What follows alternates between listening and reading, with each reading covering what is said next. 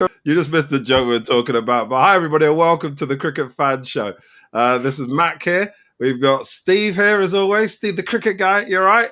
Evening, Mac. How are you?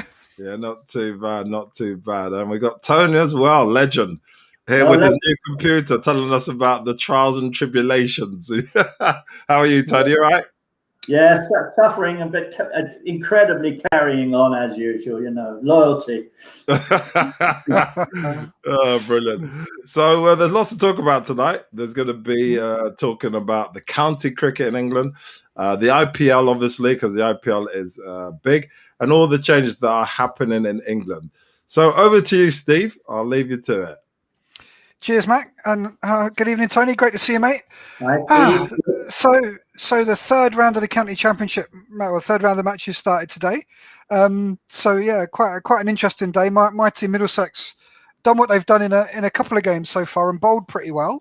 Bowled Surrey out for 150, but then lost wickets quickly again, including unfortunately our new captain, the Australian Peter Hanscom, got a 4-ball duck today, which was it was like it was the most Middlesex thing he could possibly have done, I think, at the moment. But a bit of recovery, haven't they? Robson and White have fought back. Yeah. I was just thinking about poor old, Roland Jones and Murtagh and the boys putting their feet up in the pavilion, thinking, there we go, we've done it again, lads. We've knocked them over nice and quickly. Because I mean, Middlesex, I was checking the bowling points. Middlesex had, after the first two games of 6 bowling points, had done as well as anybody else for bowling points, but just were not scoring runs. I mean, we had Somerset in all sorts of trouble in the first game, and just couldn't make the runs, and then gave them. I mean, Somerset batted very well to win the game. I mean, in other instances, maybe we should, you'd say, well, the bowlers for the fourth innings, yes, they did very well. Yeah, but certainly it was a good day today. But we need to keep putting partnerships together, and the likes of Simpson, who's still to come in, I guess, and so on, can hopefully get some runs, and put Surrey behind, and really make them scrap to get a lead, and so on, and hopefully we can turn it around, because it's been a poor start. Middlesex the only team that lost both their first 2 games in the championship so far. Everyone else has at least got a draw, so not a great start. But Essex have been slightly better, have they not, Tony, so far? Yes, I mean, they got a win despite being bowled out for 80 odd in the first innings. They managed to get a win, even though it looked all over a loss. Durham were sailing towards a victory, and then all of a sudden lost 5 wickets for about 35 or 40, and Essex, I would have to say, scraped home. But you know what it is now? This is the new era. We have dawned into the new era, the era of the wicketkeeper batsman. We have. I was looking at all these people scoring runs. Brace, Beddingham, Folkes. They're all wicketkeeper batsmen. It's just unbelievable. And so Bairstow and Butler and have to look to their laurels with all these people coming along. But the sad thing is, for me, about the opening few matches, an opener, apart from one who has been tried and rejected, and I don't know whether they'll try him again, Adam Lyth, no openers in a recognised England positional opener has shown any form whatsoever. Yeah, it's a bit of a concern, and so we're going to talk about the England as well. I mean, we're a few weeks away from the first test, but there's already some news and some noise around the England camp, which we'll come on to. But certainly, we've been saying before the season started that over the winter tours and so on, if there was a space in England batting lineup, it was in the top 3 and probably the opening pair. And you're right. There's been very little, but Lyth is I think he scored another 40 today. So that's him. He's on 400 runs, I think, for the. He's had a couple of 50s, and I mean, I was actually reading an article about him from a few years ago, where they said out of all the promising Yorkshire batsmen, and that included Ballance and Joe Root and Bairstow, Lyth was the most promising and the most technically correct player of them all. Yeah, and he got a couple of chances for England, but he didn't. Australia killed him, I think. Which that the pace, he's maybe not good against brute force pace. I don't know. Maybe. I mean, again, he had something like 7 caps or something like that. I mean, he did get 100. He did score 100, I think, at Headingley, if I remember rightly. Yeah. As well. So I think he averaged less than 20. That's right. Yeah. I think overall it wasn't great, but so certainly 200s, 250s. Today's 42 is his lowest score so far. So he scored over 400 runs. Maybe he gets 1,000 runs before the end of May, Tony. That would be something I didn't think I'd see. Something hasn't been achieved for many a moon. No, that would be amazing. That was always the old kind of benchmark for a great start to a county season. If a batsman managed to get 1,000 runs before the end of May, but that was in the days where the cricket was daily, where the county championship games were daily.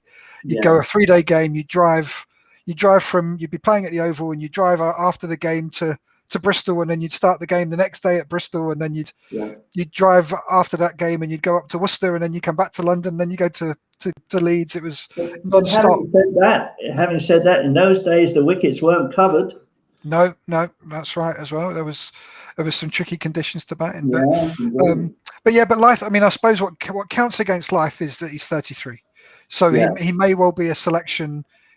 I think be a stopgap, wouldn't he? He would. You'd have to be honest and say, having failed in Australia, unless he had an extraordinary season, they wouldn't take him. Yeah. I think Lyth as well has been playing some of the franchise cricket during the winter as well. So hopefully it may be a question of he's in good form because he's played cricket. So good luck to him. I mean, it's good to see him do well. I think he's a very popular guy and stuff. But yes, you mentioned James Bracey as well, the Gloucestershire wicketkeeper batsman. He's had a pretty good start to the season with the bat. He's scored 269 runs in his 4 innings and a very good start. Couple of the younger batsmen I want to mention before there's an all-rounder I want to talk about. There's a young guy called Kieran Carlson from Glamorgan who scored 200s in the match against Sussex, and if I remember rightly, I think he got a 50 today as well. Let me just check. I'm pretty sure he did. He got 54 today in just 72 balls. So he's only 23, 24. He's 22, I think. Yeah, so he's a young guy. Yeah. And same as there's another young batsman called Tom Haynes at Sussex who's got 100 and a 50 so far. So he got 71 not out at the moment today. Yeah, right, great. So he's in good form as well. He's in good form. And then there's this guy Bedlingham, and he's 160 not out. Right. He's a South African now, oblique stroke English. He's a bit Kevin Peterson qualification wise, and that's his second big ton of the season already. Wow, good stuff. He's going a dinger, and there's a wicket keeper as well. Goodness, well, so that we could possibly have a team of wicket keepers. That would be, or at least a top 6 full of wicket keepers. That would be good. But the other player that's quite interesting, who's scored some good runs so far and is having a good season, is Matt Critchley of Derbyshire. So he's a leg spinning all rounder. So he scored 103 50s. I think he was in the field today. Yeah, he was bowling against Durham. He took 1 wicket today. I think. So he's not had a great day today. He's 1 for 90 and 22 overs. So not one he'll be on his highlights reel probably. But although we've had a great spell of dry weather, which must favour the leggies a bit. Yeah, it's still, let's face it, April is a seamer's month. Yeah. Mm-hmm. But I think it's interesting though that England have got a leg spinner who can bat. I think the question is how, is he a genuine all-rounder? Would his leg spin stand up to being the number 1 spinner? Because one of the things when we've been looking at the young spinners that England have had with them on the tour, they were kind of net bowlers, but also clearly they were having a look to see what they had about them. When you had Parkinson and Crane and Verdi, none of them really can have got much in the way of batting. I think they tend to all bat. Well, Crane can sometimes bat a little higher, but I think Verdi and Parkinson tend to bat at number 11. So 9, 10, 11 job. Yeah. So if Critchley has got something about his bowling, then his batting, again, it's different. If you bat kind of middle order in the county game, particularly when you start out, then maybe batting at 7 is a good place for you. Experience, Steve, and spinners must get experience. Otherwise, in the ruthless way that batsmen are now, because they're reared in the IPL and the T20 and the 50 overs, they'll take these young spinners apart, because it'll be a deliberate targeting of them to try and knock them out of the attack. That's very true. That's very true. Yeah. But I suppose, you know, if you want to play a spinner, they have to start somewhere, and you have to play them eventually. So just having a look at his first class bowling, his average is 40, 41, 42 with the ball, 92 wickets in 55 matches. So, you know, it's not, you know, but again, young spinner, even starting in the county game is going to be difficult. Yes, I mean, he's not going to reach maturity to the very late 20s or even early 30s, you know. But I was also glad to see bowlers Robinson and Stone. They're amongst the wickets early in the season, and I hear Jimmy Anderson's injured. So we'll come on and talk about England in a moment, I think. But so Ollie Robinson took 9 for 78 for Sussex against Glamorgan. He's 27 years old. Do you think he's still in with a chance? A good age. He's not going to break down. I think that's the thing. I mean, a lot of the younger ones have broken down earlier in their lives. You know, Stone, Wood, they've all had their back problems. And Robinson seems to be a tough guy. Yeah. So we're looking at Broad, of course, he's not amongst the wickets, but he's got the reputation behind him at the moment. Yeah. So he must be a favourite to start. And of course, Woakes is out in the IPL, so we'll have to see what happens to him. And now that Stokes is out with the fractured finger, I feel that Woakes has to step up to the plate maybe a bit more. Put in an extra batsman and rely a lot on Woakes. I don't know. Especially it's possible. It's possible. Yeah. Well, there is a seeming all-rounder that's plays for Gloucestershire. Ryan Higgins used to play for Middlesex as well, who's got 13 wickets this season at 15 and is a good all-round player. Maybe Test cricket's beyond him, but who knows? It's the inexperience that worries me about all these guys. They're all very promising, and of course, to be fair, the Australians don't worry about that. They pitch them in, as do the Indians. I mean, there's a guy bowling, Suraj, I think, bowling today in the IPL, who was pitched in Australia by the Indians in the Test series, and he was phenomenal today in the IPL. He was really good. So he's a good bowler. He was one of the heroes of their tour, really. He stepped in and performed when it wasn't necessarily... So maybe we've got to give some of the unfancied brigade, rather than not necessarily the younger brigade, but the newcomers a chance. Yeah. Well, somebody else who took some wickets today certainly was Ollie Stone. Obviously, it's been in and out of the England squad and has played over the winter. So it may be that because the other player, of course, thinking about the England side and England bowling lineup, a question mark's got to be over Jofra Archer as well. I think Archer's out for a while. Yeah. So you're missing Sibley, Stokes, and Archer out of the established lineup, which is quite a big loss. And possibly Jimmy if he's got a tight calf. So I mean, I think Jimmy is replaced by Broad. I think that's pretty easy. But then it does mean, well, who else do you have in the attack? And Wood did. My money would be on Stone. I think he's been touring and he understands being in the bubble, if you like. And I think that he would probably be favourite with Woakes and Wood. Those four would be the four in the 13, I would say. Whether they pick all four because Stokes is not playing, I think they'll probably have to.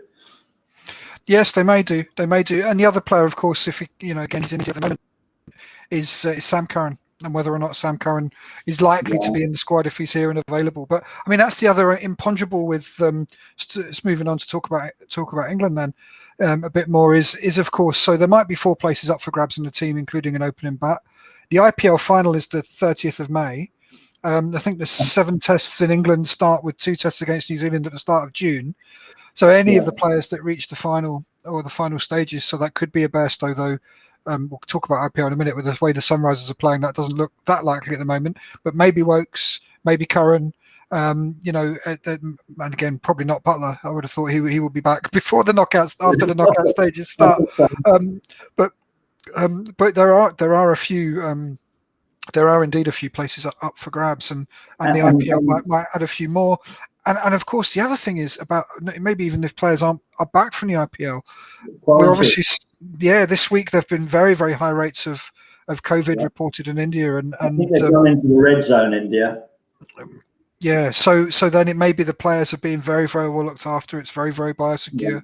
But then if they come back from a red zone country, as the UK government calls it, then they might have to be quarantined for a couple of weeks. Then they haven't trained. Then they have to get back to fitness. And what does that do if they're coming back late May? Are they going to be ready for early tests against New Zealand? So there could well be a few places up for grabs actually, which is why some of these players who may be making a bit of a bolt for the team are quite interesting and quite good to see. Again, James Bracey was out with the squads as a kind of backup player for most of the winter, so they will have had a good look at James Bracey. I wouldn't rule out Bracey getting a tap on the shoulder for these New Zealand tests for the squad as a pure batsman. Yeah. So you would jump him over Folkes, would you? Who, to my mind, has done nothing wrong. No, I think I wouldn't. It's possible, depending on the Butler situation, that they're both in the squad and they both play, and one of them plays as a specialist batsman. If I would play anybody as a specialist batsman out of them all for his experience, I would play Butler as the specialist batsman, and play Folkes as the wicketkeeper. That would be me, my choice. Yeah. But, and I think there's a lot of sense in that, Tony. I think, but again, if Butler's not available because of the quarantine situation or something, then then how do you do it and where do you go? So interesting stuff with that. And the top of the order, as you say, I think I've been looking for Hamid at Notts to make a good start. One decent, half decent score, nothing else. Yeah, wasn't it? I think he got a. Yeah, something like that. But Burns is just not firing. No. Well, he was bamboozled by the Middlesex attack today and didn't do very well. Then they got Amla in 4 balls for a duck as well. So the Middlesex pace attack is a pretty good pace attack. It's just they've not been able to stitch together a whole team performance yet. Right. So the other player at the start of the county summer who's done pretty well is I know one of your favourites, Tony. 13 wickets at 20. Simon Harmer. Oh, what! I was only reading up a long article today about how he wished he could play for England, but some new thing called Colcap or something where you could have, before Brexit, he was not treated as an overseas player. Yeah. That's right, Colcap.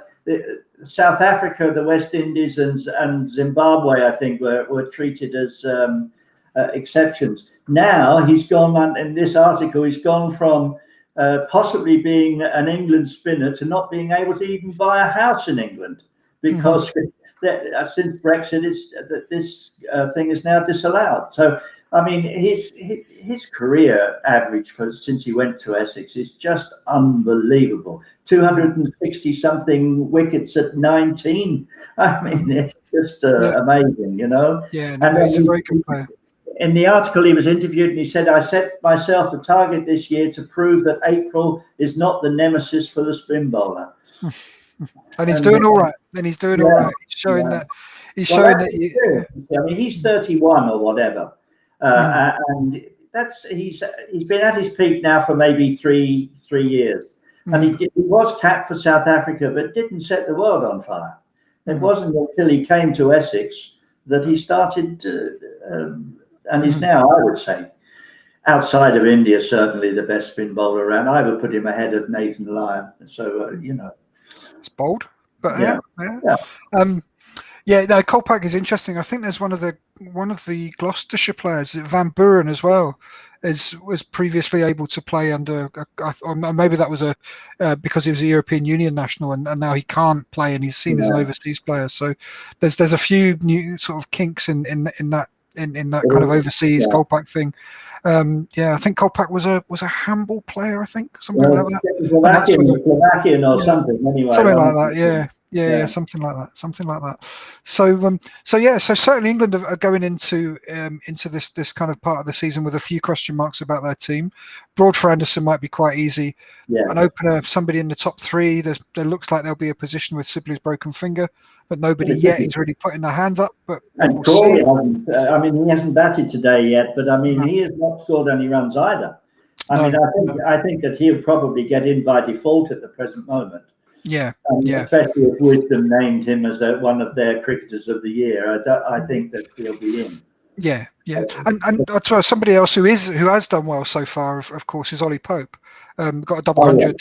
Yeah. Although again, he wasn't good enough for a Middlesex attack, but he certainly has got some runs this season. So that's he's inked in, I think, especially now Close is not playing. I would imagine it will be Root at 4 and Pope at 5 are probably two you can absolutely ink into the Test team.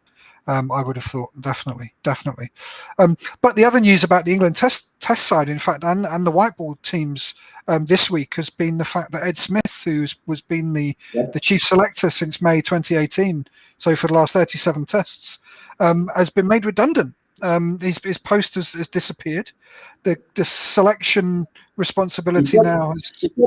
He's got the chop. Let's face it. Giles has turned out to be the ruthless hatchet man. Mm-hmm. To me, it shows a trend. I mean, it shows now that James Taylor, who was brought into the selectors, in my opinion, after his tragic health issues, he was brought in in my opinion, as a yes man to Ed Smith, who was a very dominating character and he managed to rub quite a few people up the wrong way, I think, in the process, which is why he's finally bought it. But it also gives enormous power, I think, to Silverwood, Morgan and Root in their respective areas now, because it seems to me it's almost like the selection on the tour. Mm-hmm. Except for James Taylor. I mean, it's obviously going to be Root for the Test team who's going to have almost the final say, if you like, the casting vote. And the same certainly with Morgan, who seems to be carrying all before him, except that he's not scoring any runs. I mean, that's James Taylor's retained his job, but his job title has changed to chief scout. So I think, and I guess the question is always, when you make the coach the chief selector, how do they see enough cricket? They've got a job already, as well as being around and seeing games and what have you. But I suppose the upside is he was the Essex coach, so he does know the players on the county circuit very well. He will have analysed them all, and he will have seen analysis of them all, pretty much all of them in his Essex days. So he'll have an idea. To my mind, it adds to what I was saying last week. It's going to be even harder to get off the team once you get in it. Because, as you quite rightly say, I mean, Root won't have any knowledge of what's going on apart from looking at the stats and watching a bit of TV. And I suppose Ashley Giles might have some off-screen input into it. I don't know. And James Taylor is going to be the one who's going to be pounding the beat. But I do think that once you get into the squad, you're in the squad for the series. Not that that's necessarily a bad thing. Stability and breeds confidence, and confidence breeds form. So I'm not necessarily criticising that, but nevertheless, it will make it harder for the young bucks that we've been talking about today to maybe break into the scene. The other person in that group who I think we haven't mentioned, who's quite influential, is Mo Bobbat, who's the chief analyst and the kind of data and stats guy. So it's a job I would like. But his role is obviously, and you could see kind of Silverwood being the kind of overall kind of chair of it all, with Bobbat doing the analysis and all the spreadsheets out and everything. But and then Taylor going to watch them live and then kind of keeping an eye on a group of players. Has Bobbat actually played first class cricket? I don't think so. No, I think he's an analyst. I think he's a pure analyst. So his credibility amongst the players might be a little low. Well, I think he's been around the squad for quite a long time now, and I guess in the modern game, the players are used to getting analysis and video analysis and the strengths and weaknesses of the opposition and that sort of thing. And I suppose in those things, like all slightly more sophisticated coaching or coaching from people who aren't players who've gone before you, it's a question of proving your credentials, isn't it? And giving players information that they can use in a way that they can use and that they then get success with. It's going to breed a trust, and it's going to breed a belief in that side of the game. So I guess he's been around a while with the England squad. I guess he must be building that up.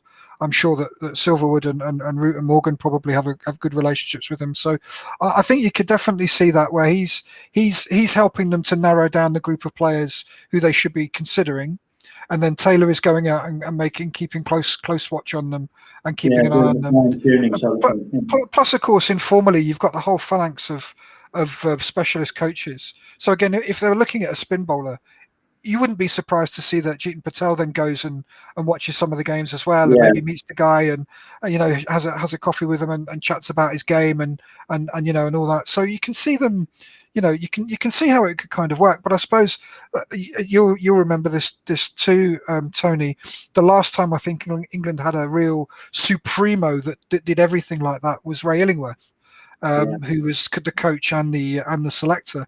But what I was reading about that is kind of the coaching was a bit less kind of technical, hands-on than a coach would do today, and it was very much a bit oversold that he was the coach. I mean, he was the guy that gave them the pep talk and sent them out in the field and made sure they were fine at giving them the talk at tea. But he wasn't really a coach in the sense that Silverwood would be a coach. No, he followed on a series of Yorkshiremen at that time. Brian Close, I think he followed Brian Close, who was a similar sort of a very good. He led by example, of course, but he was also a good motivator. He told them how it was. There was no messing with Close.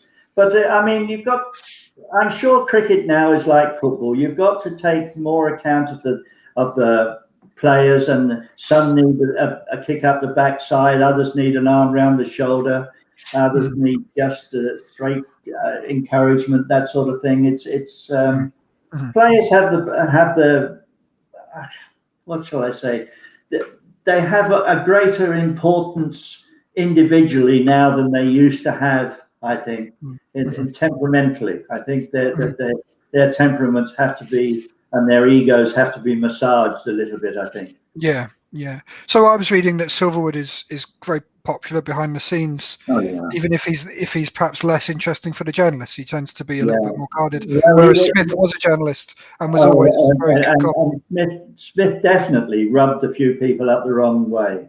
I had a couple of people who come into contact with him, and they said he was very abrasive, very outspoken, and didn't hide his views behind soft language, that sort of thing, Yeah. Today is not the way, I don't think, to go about things, Timo. No. So interesting. I mean, so he was around for 37 tests. So May 2018, he was first involved, and in that time, I guess probably the big win that he had was bringing Jos Buttler back to Test cricket. I think Buttler had been doing very well in franchise cricket, and was at that point in his career where he could have almost become a franchise-only player and maybe played white ball cricket. Maybe in the sort of path that Rashid has gone down. So since he's returned, Butler's averaged 36, which is not bad. 200s, which is probably a little bit disappointing, but 12 50s. And he's keeping wicket, don't forget. He's keeping wicket as well. And to be fair to Smith, he stuck his neck out for him. Yeah, he did. That was his big that's probably his big success, I would say. The other one, which I think is slightly harder to credit perhaps, but is the fact that in that 37 tests, England have only selected 28 players in that time. And of those, 9 of them have played 18 or more tests, and Ollie Pope's played 17. So you've almost got a whole team of players there that have played half the tests, which is. I hate to repeat, but it's definitely harder to get out of the team once you're in it. But there you go.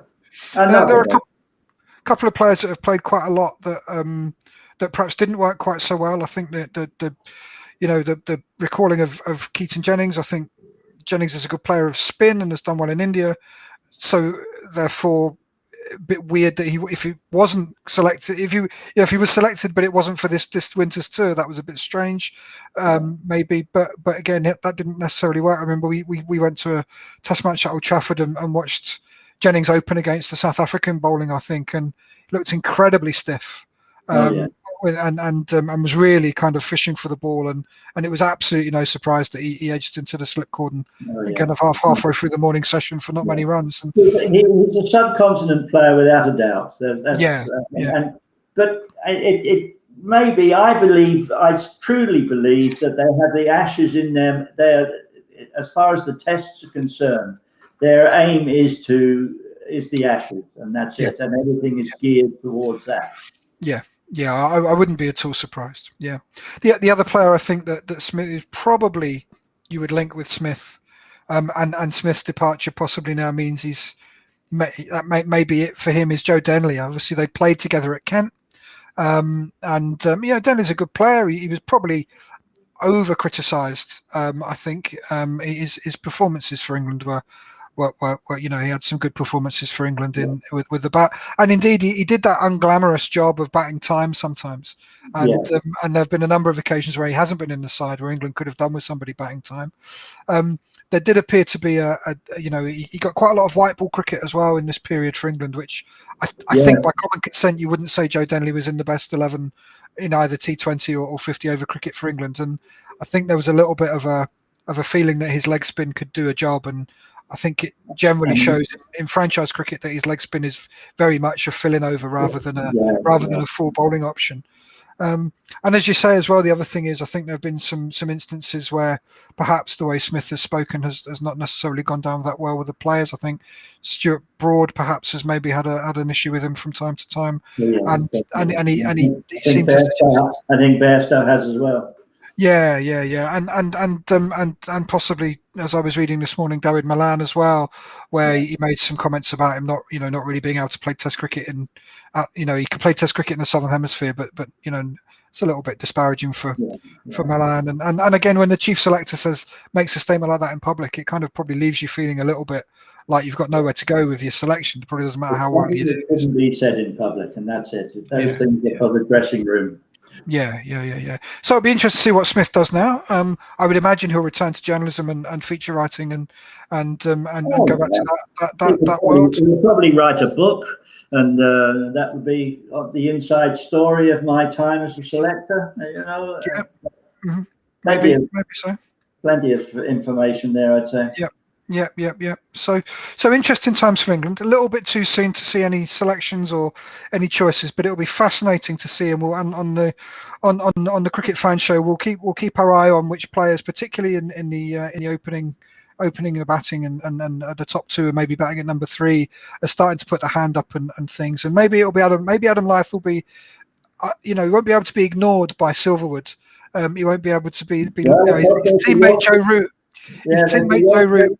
There very strongly with Root and Silverwood. Yeah. So you never know. If Lyth gets selected, you heard it here first. But I would imagine they'll have a set of players there waiting on to catch fire this season, and maybe they will. So that's it. England so far, lots of good cricket. So it's day one of the third round of county championship matches today. So a bit too early to say how those are going to go, but some interesting performances nonetheless so far in England, and lots to talk about with England. But the other cricket we can't ignore at the moment, of course, is the all singing, all dancing festival of cricket. That is the IPL.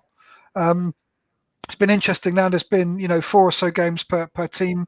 Interesting to see how things are shaping up. I suppose the first thing to say is one of SFTV Cricket's fan favourites is Liam Livingstone. Yeah, and he's decided to come home.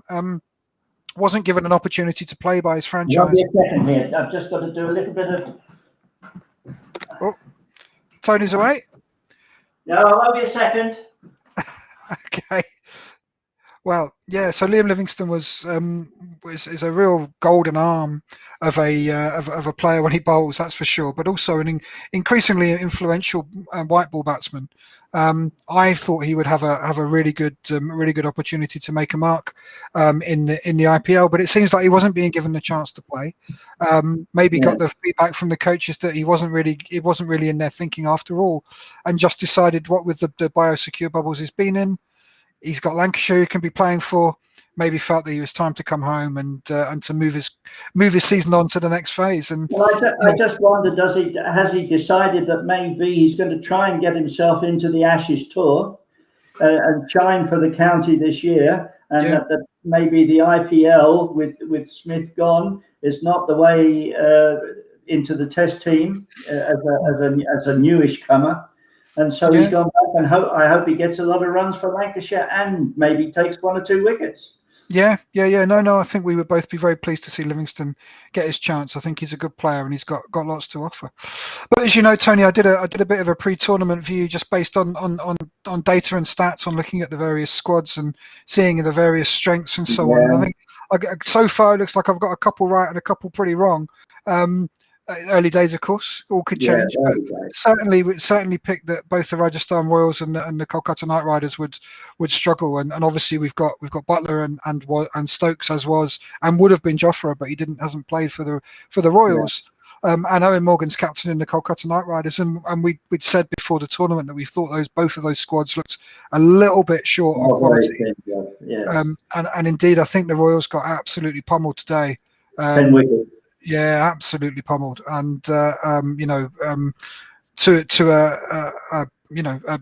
good side, but in Royal Challengers Bangalore, lovely 100 from Padikkal batting with Kohli. That must have been a he outscored Kohli in every department. Yeah, He was quite superb. That'll be him, dropping. Having said that, I thought the bowling was very poor. Yeah, I think the Royals have not recruited well this year, and I think they need to really rethink. And then say the KKR as well, not doing particularly well. Not great, I have to say. But also down the bottom of the table, on 2, right at the bottom of the table on 2 points is the Punjab Kings, who I thought looked like they had a very exciting and interesting squad, and were potentially going to do pretty well. But they've so far they've struggled to really impose themselves on games, and it's been quite it's been quite disappointing really so far. Yeah. My team, which was the Delhi Chiefs, they've lost one, and I think the Delhi Capitals, I should say. And I noticed Steve Smith is back for them. His first innings was totally unmemorable. Well, it was memorable in that he played the most awful shot to get out, having been paddling around for a while, not being able to get any runs. He was improved dramatically, or 30 odd, I think he scored in the second match. I still feel I think they'll be up there. But however, some of the players that you picked out, like Morris has done reasonably well. Yeah, and Lynn has done pretty reasonably well. Yeah. But another 1 or 2 have carried on their disappointment. Gill has been very poor for the KKR. And I saw him drop an absolute dolly in the outfield. Patel, I see, took wickets again today. Yeah, he's done very well. And actually, talking of Patel, Axar Patel is about to rejoin Delhi as well, and will be available again. He's been in hospital, I think, and in quarantine. So hopefully he's fit to play and can come back. He might not be immediately available, but it will be nice to see him. And my tip for Stardom, Nortje hasn't played a match. He's been, I don't know what's wrong with him, whether he's injured or sick or what. Well, I guess one of the challenges for the IPL teams is they can only play 4 of their overseas players. I think there must be something wrong with him, and I haven't found out why. No. Because by now he would have played, I think, a match. Most of the players have played a match. Yeah. Actually, after the game today, where the Royals got absolutely flattened, they've now gone to the bottom of the table and on 2 points. They've dropped below Punjab Kings. So yeah, and the other team who I was really excited to see, I thought they had a really exciting looking squad, was Sunrisers Hyderabad. But again, so far they've really not caught fire yet. They've not really done too much, and they're in the bottom half of the table as well. But it's early days. Obviously, it's only four. Every team's now played four games. That's Warner and Bairstow, and that isn't it. Yeah, that's right. Yeah. They played well the last match. I mean, Warner and Bairstow. I thought Bairstow got 80 odd, not out. I think, didn't he? Yes, that's right. Yeah. And it was interesting that they put him down to number 4, and he didn't do that particularly well. As soon as they bumped him up to opener, which I think is his place, he was a different man. Yeah, so, no, absolutely. Yeah, he was very good opening the innings and did what he likes to do, which is control it. So yeah, I mean, he's done well. He's got 170 odd runs now across his innings. He's averaging over nearly 58. Which is terrific. Warner hasn't quite gone that far yet. He's averaging in 32. Yeah. But the thing about the Sunrisers is they've used a hell of a lot of players. I think they've probably used all of their squads one way and another so far. But they've only got one game out of Kane Williamson. They've only got one game out of Mujibur Rahman. I think Natarajan is injured now, so I don't think he can. I think he's going to be missing. Was Jason Roy in their squad? No. He might be. Yes, I think he is. But I don't think he hasn't played yet. No, he hasn't played. I think he missed the first couple of games because he was in quarantine. Because he only, to get in the biosecure bubble. But of course, the peerless Rashid Khan is bowling very well for them. Economy rate of just over 5, bowling very well. In fact, the bowlers have done not bad actually for them. They've done pretty well. But in the batting. They'll be around the place, the Sunrisers, at the end with my Delhi Capitals. Again, Jason Holder has only played once, Yes. So it is. I think it is the challenge for them is getting, if you're going to play Warner and Warner's going to play, so it means you've only got 3 places. Surely Rashid Khan is only going to play, so you've only got 2 places. Bairstow's their best batsman, so that's 3 places. So are you going to play Williamson? Are you going to play Holder? Is Mujibur Rahman even going to get a look in? It's Mohammad Nabi as well is be an overseas player. So they've got to struggle to get all of those players. They can't get all of those players on the pitch at the same time. Yeah. And maybe it looks like a better squad than it is because there's a lot of quality in their overseas players. So they've got to find the right mix. Yeah. So but otherwise, we mentioned him before. The Brummy Botham. Chris Wokes is doing pretty well for Delhi. He's taken 5 wickets at 16 so far. Some good runs too, valuable runs. Yep. And Shikhar Dhawan has been batting very well for them. Has been absolutely blazing a trail and has been good. Mumbai Indians when I was having a look at their numbers, I thought their bowling attack looked quite tight, but they hadn't really scored enough runs yet. So that they were, but again, they look like they might be there or thereabouts. Chennai Super Kings. Moeen and Sam Curran are both doing reasonably well. Moeen can't do a thing wrong. He's doing fantastic. He's batting at 3, and they've tried to bounce him, and he's taken on the bounces. He's been very good. And then he had that incredible bowling spell where he'd taken 3 for 1.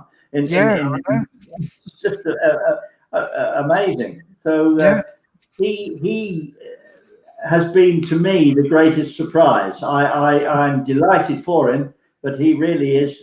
I hope he keeps it up. But he's shining out there. To my mind, he's probably the steadiest player. He's produced on all parts, batting and bowling. I think he's done very well. I don't know whether he'll keep it up, but time will tell. But he's done pretty well, and Faf du Plessis has probably been the standout for them. He's batted very well for Chennai Super Kings, and Sam Curran as well. Sam Curran's been good with a bat. He's done pretty well. He's not done quite as well as Moeen with the ball, but he's done. He's been expensive. I saw him at the death in the last match, and he really went for a bucketful. But I think he's an underrated batsman. I mean, I come back to that famous time when he was put in behind Jordan and Archer against India. I think Sam Curran is a very talented batsman. He's would make an excellent. I'd go as far as to say he could bat a 6. And it's his bowling in a way that's holding back his batting, because he's bowling so much that he's probably not concentrating on his batting. So you heard it here first, Tony. Sam Curran's the new Steve Smith. He's going to have got in the team for his bowling, and he's going to end up being the #1 batsman in the world. Is that what you're suggesting? I remember that with Steve. Yeah. So, and the only other team we haven't really mentioned a lot of is Royal Challengers Bangalore, who did very well today. Kohli's team. Yeah. I mean, Kohli batted very well today, and Padikkal got 100. But today it's been De Villiers who's been batting superbly. In that way that in a typical De Villiers fashion, he's just been brilliant. And Glenn Maxwell as well, who again I thought overpaid. I thought they'd overpaid for Maxwell, but he has been very effective and very destructive so far. And that bowler that we mentioned, Suraj, is that his name? Suraj? Yeah, Suraj. Yeah. He was very impressive today. He did very economically. Yeah. So RCB have been really putting it together. I think they've been playing very well. So good. And again, Kohli, they've won all their games. The only team to win all their games. They're top of the table. They're in a very, very good position to carry on from here and look. They'll be looking to qualify. So, yeah, good stuff. When you've got Kohli's averaging 47, Maxwell's averaging 58, De Villiers averaging 62, and now Padikkal's averaging 68. So, you don't really need much from anybody else if you've got a bat like that. Strike rates, 147, 189, 149, 128. So they're doing it quickly as well. Yeah.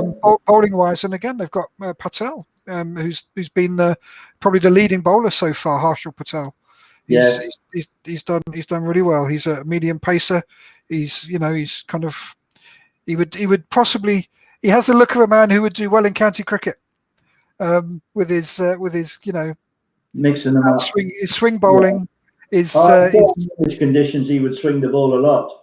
Yeah, he would. So what is he? Is he? He's 30 years old. He's possibly missed his opportunity to play for India, but you never know. But he's done very well. This I have to say is a bit of a point. It's the same with football. Once you reach 30, people seem to think you're on the scrap heap. But I mean, to my mind, you've got 4 more good years left in you at 30. But there we go. Yeah. I'm very much looking forward to my 30th birthday, Tony, at some point. Having 4 good years left. Stuff. Yeah. So the IPL has been its usual mix of excellent cricket and excitement. It's really I think it's been a great tournament so far. Still some performances to come, I think. Still some explosive stuff to come. And as it gets nearer obviously as the games go on, so it gets nearer the end of the league stage, and we'll start to see that by this time next week again the table will probably have begun to settle down even more, and we'll see if Punjab and the Sunrisers can claw their way up the table a bit.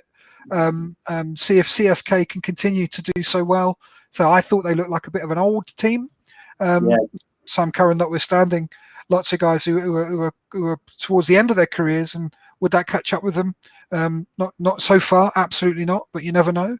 And I think the Rajasthan Royals and the Knight Riders have probably got it all to do in order to trouble the second half of the tournament. But, well, we thought that at the beginning when we were doing the analysis, Steve, and I think that we have been proved for once correct.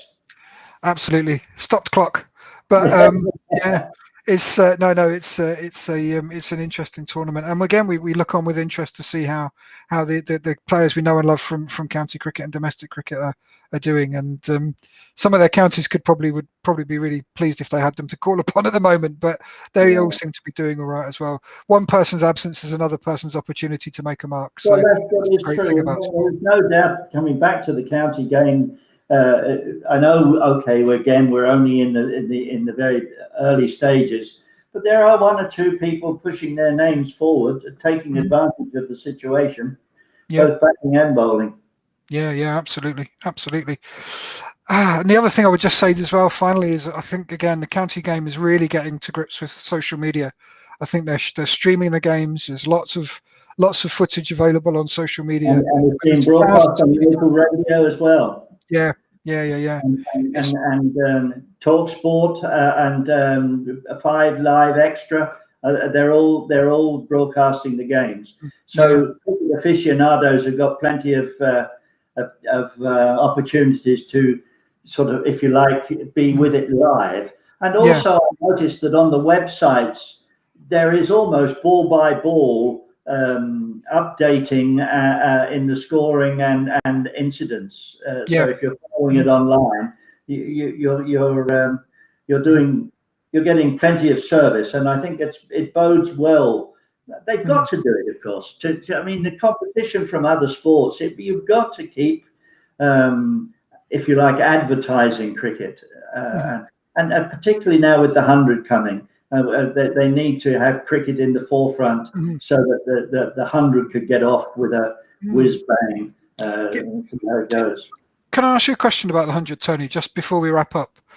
Given all the shenanigans in football in Europe this week, with a new league which is closed and there's no promotion and relegation being really one of the things that set fans against the Super League in football, do you think there'll be any blowback to the 100 in cricket? I think it depends purely and simply on how exciting it turns out to be. If there's plenty of excitement and some standout performances, then I think it will capture the imagination. The danger to me in the 100 is I do think superficially it looks a bit complicated. There are an awful lot of different things to grasp. Not just the power plays. I mean, you've got the fact you can bowl 2 sessions of 5 balls each, and that sort of thing. And I just wonder if it may turn out to be too complicated. People like it simple, and that's the strength of the IPL. We know there's a power play at the start. We know there's a power play at the end. And everything else is in, and they highlight the sixes, and they're constantly putting up little competitions. There was a beauty today. Well, who will score more runs as an opener, Warner or Kohli?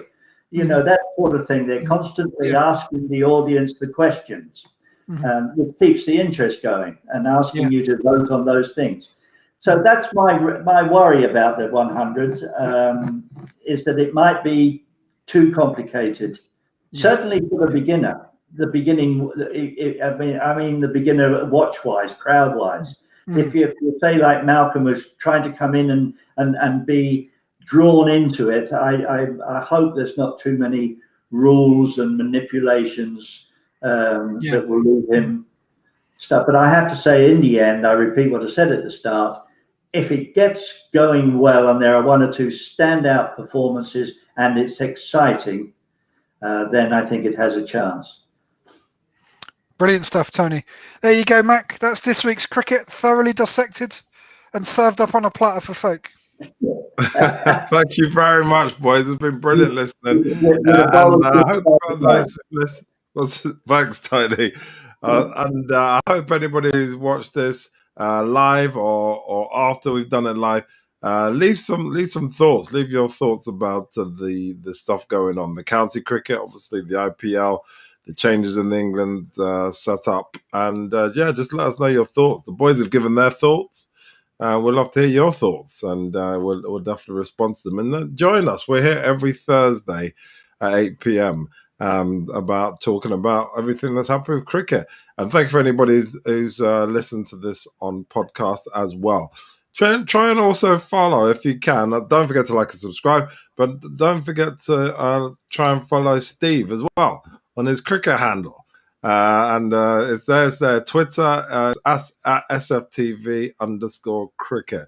So it'd be great to see what happens. And like you said about the 100, we look forward to that in the future. Obviously, football has come to an end in the next few weeks, and cricket will take center stage, front and center, and we look forward to that. We may do a few little bits of live streaming there as well. So brilliant. So anything else for you boys? Anything else? Any final words, Steve? No, just loads of good cricket this week with the County Championship and the IPL continuing. Lots of opportunities for players to stake their claim for England. As we've said, there might well be some unexpected places in the side available. So yeah, it'll be plenty to watch and to keep your interest this week. And we had one extra bonus, Malcolm. After the snow on the first day, the weather has been by and large exceptionally good, and I think the cricket has benefited from that. Yeah. Okay, brilliant. Now that's good to hear as well. Yes, the weather's been absolutely brilliant, county-wise. In the UK, weather's been brilliant. So, yeah, good stuff. Thank you very much for watching. Thanks, boys. Thanks, Tony. Thanks, Steve, as always. You've been brilliant, as always. And done a great job, as always. And we'll see anybody who's watching next week. Come join us. Leave us some comments so that we can always respond. Thank you for watching.